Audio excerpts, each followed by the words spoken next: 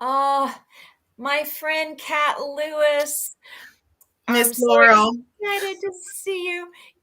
We set this interview up, and Kat and I actually tried to find ways to get together. So I said, this is like just another way we manufacture to be together. So Listen, hey, you know what? We're killing two birds with one stone, right? Like encouraging exactly, writers and hanging out with great people. I'm here for exactly. it. Exactly. So let me introduce ourselves. I'll introduce me and then let Kat introduce herself. But my name is Laurel Thomas, and I'm with Write Your Heart Out, which is a coaching business for emerging writers. And so this interview is really it's aimed at writers to give them encouragement and like not just like rah, but specific tips about what it takes to continue to do what we do. So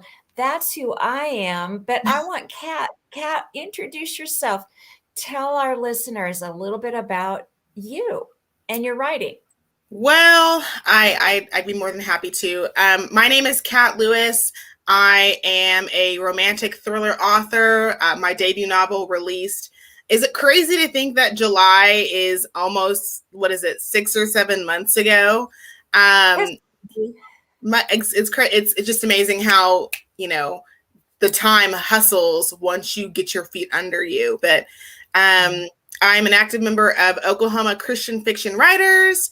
I am a faithful volunteer for WriterCon in Oklahoma City, and I just kind of have this passion to help people avoid some of the pitfalls that I myself fell into. I And think we it's have just that in common. I think we have that in common.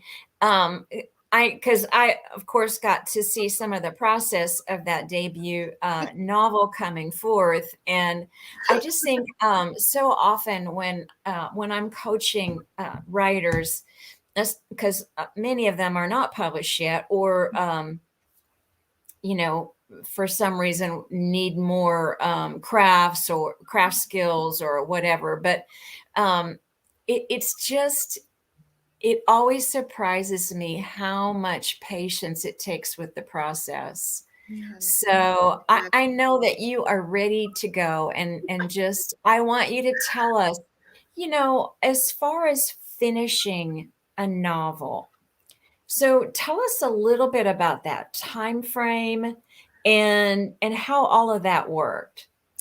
Yeah, I will say this, and I want to say this because one of the things that I kind of fell into was I created my own timeline for how this whole process of finishing a novel, beta readers, final edits, sending it off to an editor. And so I want to make it very clear that there is a recommended step-by-step process for um, kind of your downhill slide into publishing, and it's you want to produce a draft that is as polished as you know how to make it, right?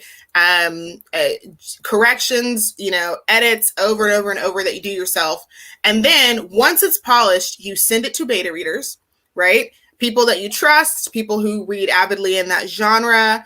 You let them comment. If you feel like you need to apply some of their feedback, do so, and then you send it off to your editor. I know, I'm telling you guys, I did not know that this was the process. And so I kind of had a really phenomenal editor in my back pocket, and I just kept sending her draft after draft after draft of this novel. And she was faithful to help me produce something that I'm really proud of.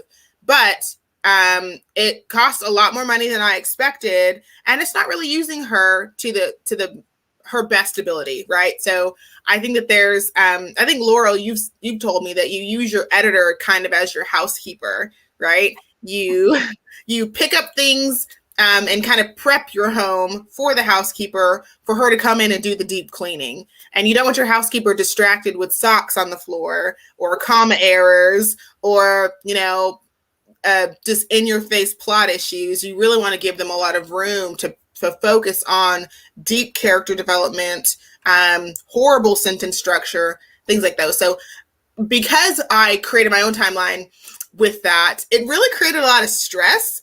And it gave me this false sense of urgency, like I was behind the curve and therefore I needed to accelerate and catch up to everybody else. And I would say this journey is a journey designated by grit. So if you think that you're going to wake up and from an amazing dream and then bust out a novel, a product that's ready to go in 30 days, I would just encourage you to think again, and to have so much grace for yourself, because this is both art and a business, and that triggers and requires so many different things of you. So I struggled with this idea of a sprint. It was a race to the finish line. I had to bust out book one in 6 months and book 2 in 6 months. And there was so much to learn that it just did not happen that way. And I would say that the truly successful authors are the authors who keep going, are the authors who press in, are the authors who they may be discouraged by their lack of understanding of prose. They may be discouraged by their inability to write emotionally relevant characters, but you press in and you press through and you don't let that stop you. And success really and truly is not designated by how many books you sell. It's designated by the fact that you are in this very small percentage of people who finish, and letting that kind of be the measure instead of this idea of rapid productivity. I'm really glad that you're being transparent about that, Kat, because I think, especially for a first novel, I remember with River's Call, I did put it in a drawer for like off and on. It took a while, took years to bring it out, but so much was being done during that time. Mm-hmm. My confidence was growing, but my confidence was growing because my knowledge of the craft of fiction was growing. Yeah. So everything I learned, I would apply to that novel. It just took time. It just took time. And then, it went through edits, it went through beta readers, and then it went into publication where there were more edits, line edits where every dot and every apostrophe, made galleys. Wow, those books are scrutinized. Yeah. But I really appreciate that, because I've felt the same thing, Kat. I really felt like you're behind, Laurel. You're behind, so you have to really catch up. And that is really counterproductive for our creativity, but it also adds a lot of stress to something that we love and should understand that we're going to continue to grow. We're going to continue to learn. Our writing is going to continue to get better. Yeah. No, Laurel, I 100% agree. And I think that it's easy to feel behind the curve when you, especially as your author community begins to expand and grow, and it's more than just you and your dog. And we see other people seemingly outpace us. We have a friend who publishes her nonfiction memoir, or we've got, I've got several friends whose books are bestsellers on Amazon right now. And it is easy to feel like you're behind the curve. And honestly, I would say that sense of false urgency is the most dangerous thing to your spirit of tenacity, because it does create this lie that you're not measuring up. And that is toxic to our creativity. And I would say the one thing, this is something that I actually learned at WriterCon this past year, which was oftentimes when you begin to see this upswing in a popularity of a genre or a type of character or whatever, what you see on Amazon, what you see happening in bookstores is actually like it's actually just the bottom part of the wave, you know, that there's more to come and that you haven't missed your timing and that you do need to press in and be timely about it. But this sense of urgency, like, oh, I'm going to miss out if I don't execute. And I would say that many of us are not Stephen King, you know, we're not, and we don't, you know, and we have yet to, the beautiful thing about authors like Stephen King is that he has so learned he has carved his own niche in his genre, and he has trained and rewired his brain. He could probably produce novels literally in a coma, right? Because he has just wired his brain to function like that. And a lot of us are still on this journey of figuring out our real voice, figuring out what themes we really like to work with, and then pressing in. And so we look at how long Stephen King has been in this industry, a long time, over 20 years. And just giving ourselves the same kind of grace to learn, to get it wrong, to determine our own, to determine our own process. I would say that that sense of urgency tells you that your process is ineffective, when really we can absorb all of the wisdom from all the sources. But at the end of the day, it's always going to be our own unique twist on it that helps us actually move the gears forward. So that's true. Yeah. I do want to say, though, that Stephen King didn't start that way. And his wife pulled Carrie out of the trash. I did not know that. Yes. It was his first novel, and he trashed it. Wow. And his wife pulled it out. So, yeah, he didn't start writing novels in a coma. He started, and what he would do, he knew his process, Kat. He would write a first draft longhand. Yeah. And but that's how it worked for him. And I think that's so wise, Kat, when you're saying, you know, our voice is really such a precious thing. I don't know that we always understand how important it is that it remain unique. Mm-hmm. But I don't know, it kind of comes out anyway. It's just that we want it to shine with an excellence in the way it's expressed, you know, and that's the clincher, you know, of where you have to have eyes on what you're writing. I want you to talk about that a little bit, Kat. I have this sweet friend, and she said no one has ever read anything I've written. And so talk about that vulnerability to actually share your work with other writers and get input. Man, that's first I'll say to your friend that I understand, but I would even go so far as to say that if what you're writing about, if you don't have skin in that game, if it's not coming from a real place, you know, that it should hurt, that things that matter to you should give a little bit of pain to kind of shed new light on them, because that pain tells people that it matters to you. If you're able to just slide a novel across the table and in a very blasé way say, okay, tear it apart, that tells me that it really doesn't matter to you, that your theme doesn't matter to you, that these characters don't matter to you, that the concept was not really pulled from a deep place of hurt and healing for you. And so I would say I understand.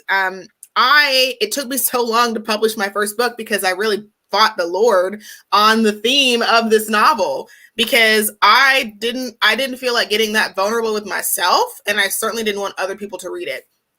But the beautiful thing about having other eyes on your work is that there's encouragement, there's affirmation, and there's often revelation for you and other people. I don't know if you've had that moment, Laura, where, you know, you so know your story and you so understand your story to the fact that you are weaving things in that you at the time can't see, but the second you send it to your beta readers or your critique group, and they say, that's really clever how that one line sums up the theme of the story, or how that is foreshadowing her character arc. And for you, you were like, oh, I just thought I vomited this on the page. And I was, you kind of apologetically sent it to them like, sorry, it's crap. But I would say that it's helpful to have some more than just your mom on your team.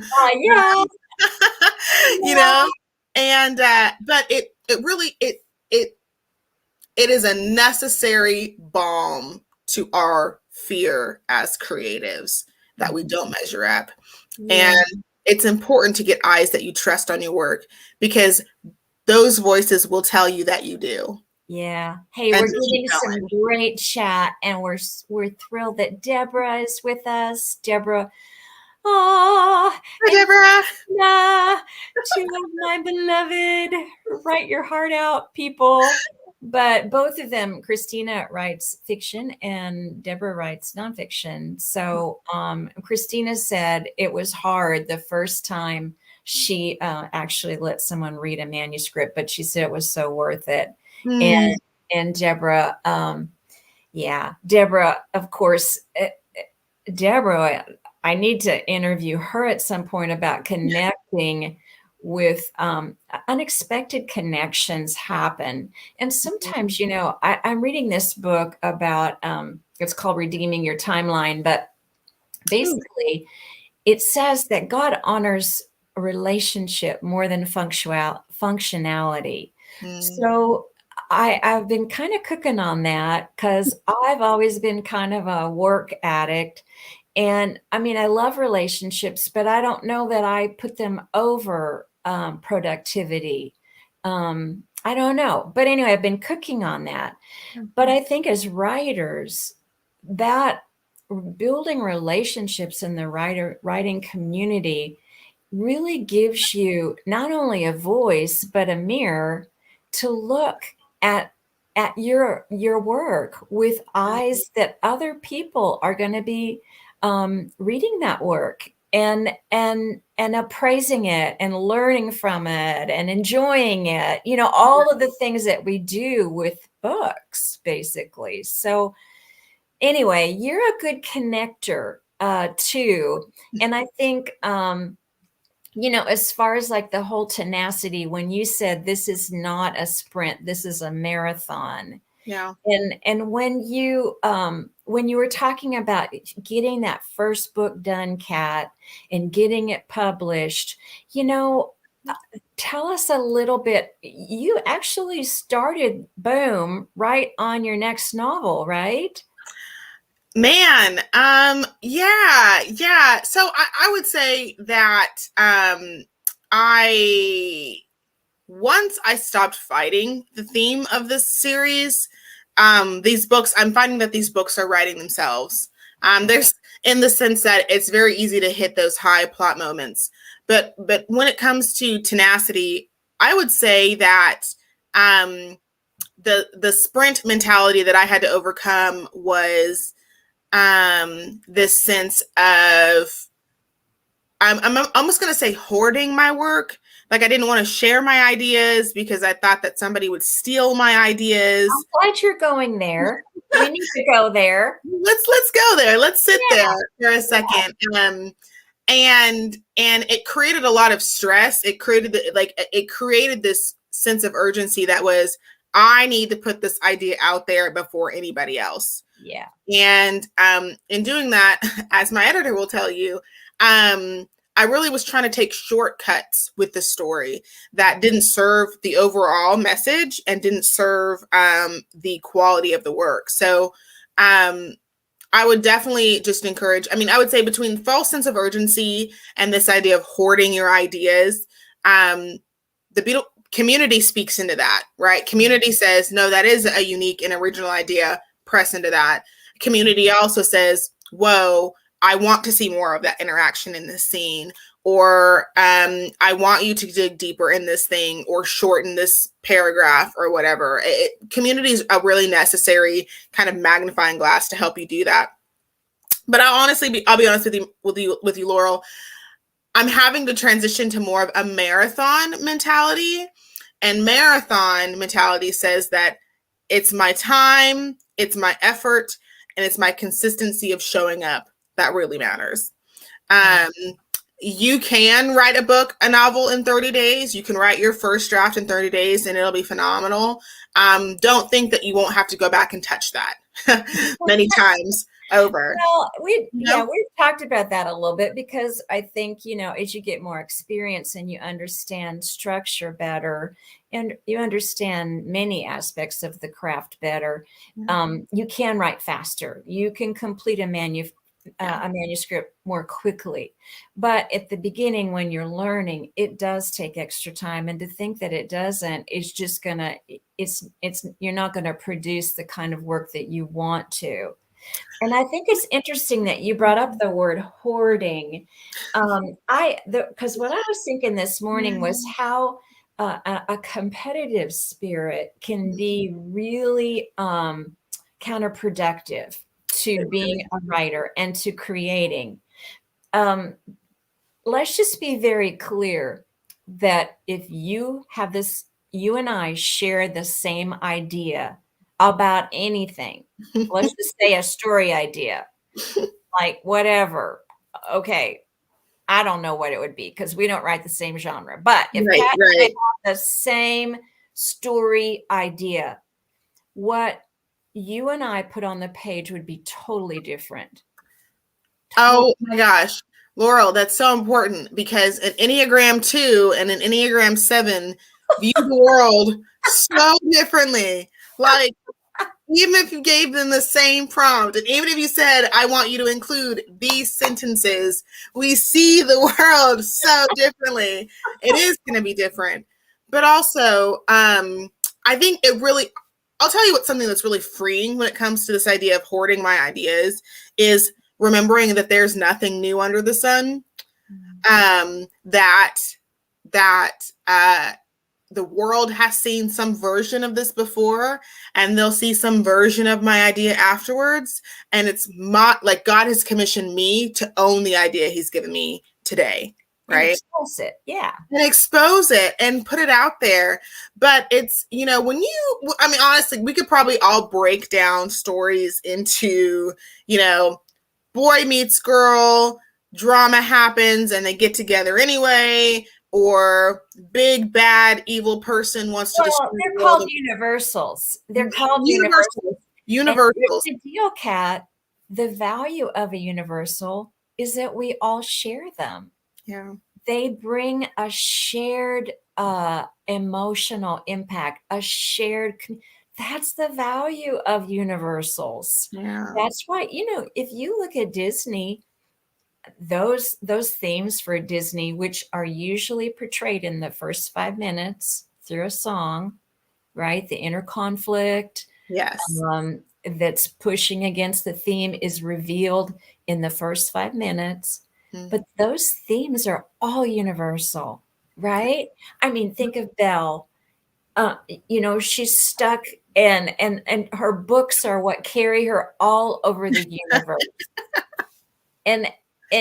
So universals are a good thing. They're a good thing. And the beauty of universal is that once you understand a universal principle, you can weave in your own emotional experience, your own perception. I mean, that's what makes your work unique. And I would hate for you to be stressed out in the way that I was stressed out, thinking that I can only succeed by keeping my ideas close to my chest. Yeah. This is cool. Christina is saying, she said, I got so bound up with the fear of not being new in my writing, but I realize it's my perspective that is the new. That not the plot line. That's gold. That Christina, we should just swap places, because that is golden. And I do think that we as writers, we belittle the universal impact of our perspective. We say, well, I'm the only one who went through that. I'm the only one who saw it that way. Nobody else is going to be able to see my point. And it's so humbling to see. I mean, even people who are outside of my genre of readers, it is so humbling for them to say, man, that part of your story stuck out to me. Or, man, that spoke to me. Crazy. It's bizarre. And I do believe that when you create fiction that's authentic and emotionally relevant, it does have impact, and it has impact with your readers. It has impact with that person who's walking out the story as you've written it, but it also has universal impact because we all respond to genuine emotional transformation. Yes. You know? And let me bring this. Okay. So I watched the new Little Women 5 times. I Yes. mean, like in the theater 5 times. But what struck me, Kat, was do you remember how she started? And she was writing these like real sensational stories, and her friend said, I don't like them. And she got really, really mad, really Yeah. mad, and cut off that relationship. And then, of course, she had to go home. But I thought that was so interesting how often we diminish our own voice and our own experience. Mm. And yet, Jo found that it was her experience in her family that she wrote about that was so compelling. And Mm. I talked to Robin about this one time. I said, my goal is to really choose small story ideas Mm. and develop them in a way that with the emotional strength and the emotional communication, I guess is one way to say it. Yeah. I haven't gotten there, but that's my goal. Because so That's often we disregard what we've experienced as valuable. Laurel, that's actually a really powerful idea because when we look at the moments of our greatest transformation and revelation, it is often the small in between moments. It's rarely is it, and we love these moments in stories where it is this big, grand, but oftentimes it's in our own journey, it is those moments in the car when we're reflecting. It is the wise word that someone kind of throws offhandedly over their shoulder that transforms us. And being an author of, of thrillers where there's this expectation of action, one of the probably most helpful things that my editor said to me is that yes, we love big high moments, but it's the small moments that show us the change of the character, right? Mm-hmm. So when you have a small moment, when you have, the coffee shop conversation just before the big shootout or whatever, press into those things and make them, give them the breadth and the scope, because I can't agree more that it's those kind of tiny whispered moments that often resonate so powerfully with us. And I bet if we were to examine the most successful fiction in the past 20 years, many of them would have character change that happens, like internal character change that happens in small moments. Well, I mean, my go-to is always To Kill a Mockingbird. Hello. Yeah. I mean, the narrator is 8 years old, Yeah. and she lives in a tiny little rural, it's barely a town. Yeah. And yet, oh my goodness, the richness of that setting, the richness of that perspective. And she's not even trying to say real important things. I mean, and until the end, when you realize how Boo Radley was such a symbol of all that we're afraid of, that if we would only get closer, Yeah. we'd know that we may be missing a friend. Mhm. So I mean, I always love that. That's because actually To Kill a Mockingbird, I believe, won, I don't know who actually did this survey, but they did a survey, someone, about the world's favorite book, or certainly in the United States. And it was Okay. To Kill a Mockingbird. Such a simple story, and Mm, such a viewpoint of a child. So yeah. anyway, we've kind of come in some interesting directions, which is I would like to say that Kat and I were going to a retreat. We got stuck on a major interstate because of the wreck. We were totally stopped for an hour. We did not stop talking. We did not I miss mean, breath. we didn't skip a beat. We just kept talking. I was like, I don't know that I've ever been in traffic for a dead stop with someone and not really ever cared before. Well, I'm honored. I'm honored that you weren't thinking, Lord, let this semi truck move forward because I'm running out of stuff. Oh, I know. Yeah. Well, I want to wrap things up, Kat, but tell us, so you've given us such great wisdom, and I'm just making sure that we don't have any questions, but we just want to let you all know, as our listeners, feel free. Kat will post our interview on her Facebook page, and mine will be posted on my Facebook page also, and then also on YouTube. So you are welcome to send us any kind of questions that you have. But Kat, tell us a little bit about what your plans are for the next. I don't know. We're getting kind of toward the end of the year. What is your next goal? And how has the way you're planning to pursue that goal kind of shifted?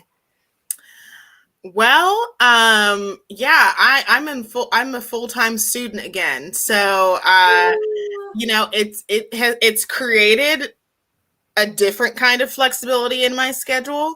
And so I will say that my goal for the end of the year is to be fully finished with my first draft of book 2 in my Lethal Nanny series.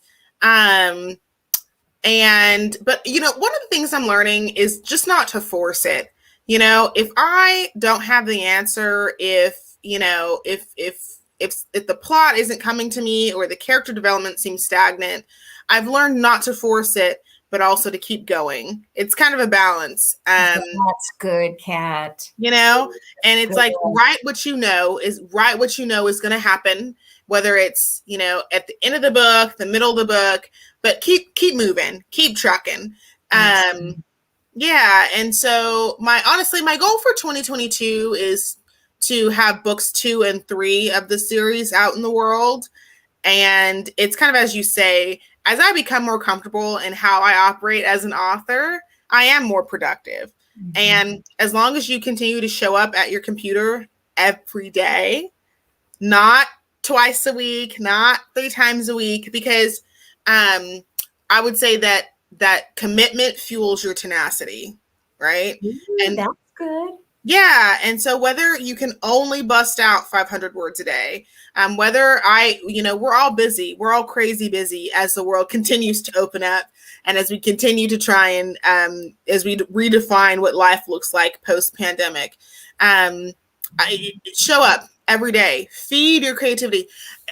There was something that's really helped me in this season is this idea that your creativity never runs out. In fact, the more you feed it, the more it gives you. And so show up every day. And whether you're writing it on your phone, you're writing it on a notepad, show up every day. And I think you'll surprise yourself, as I'm surprising myself in this season of pressing into this in high productivity as an author. Yeah, that's so good, Kat. And Deborah's saying, yay, keep moving. It really is kind of underrated, as far as like the day-to-day training. And I love what you said about the marathon, because if you're training for a marathon, it's true. You train every day. You really do a lot of self-care, because your body is going to be going through incredible test. So, I think that producing a novel requires spiritual energy. It requires a certain amount of just just creative self-care. And I would say, Kat, although this may be a little blasphemous to some writers, but we are more than writers. Mhm. I am more than a writer, so are you. So, but that fact amplifies our writing. And that scared me for a while because I thought, okay, you can only be a writer. I that never works with my life. Right? Yeah, and all those things that you were before you picked up a pen only adds meat and juiciness to what you write, you know. So we are more than writers, and praise the Lord, or else we would be writing true fiction. We're just making it up as we go. Which we do love to make things up. I have to say, it's one of my favorite things in the whole world. Hi. But anyway, it's just been so much fun to talk to you. Really, Kat, thank you for your wisdom on this. And I really, Kat and I have been friends for a while, but you get to know each other, not just as artists and not just as writers, but also as dear, dear people. And I just so treasure, Kat, so treasure that really your life has modeled tenacity in moving forward, just not stopping. I love that you're back in school. I think that's amazing. And so anyway, we just appreciate you, Kat, and thank you so much for coming on board today. Laurel, I will come and chat with you anytime over anything that you would have me talk on. It's my absolute pleasure. Oh, I love that. Okay, I'll keep it in mind. I will keep it in mind. Well, again, we will be posting our interviews, so feel free to continue to ask questions. And we have loved being with you all, and just appreciate your comments so much. So, anyway, have a wonderful rest of the day. And Kat, I will see you soon. Okay, sounds All good. right. Bye, Okay. Laurel. Bye.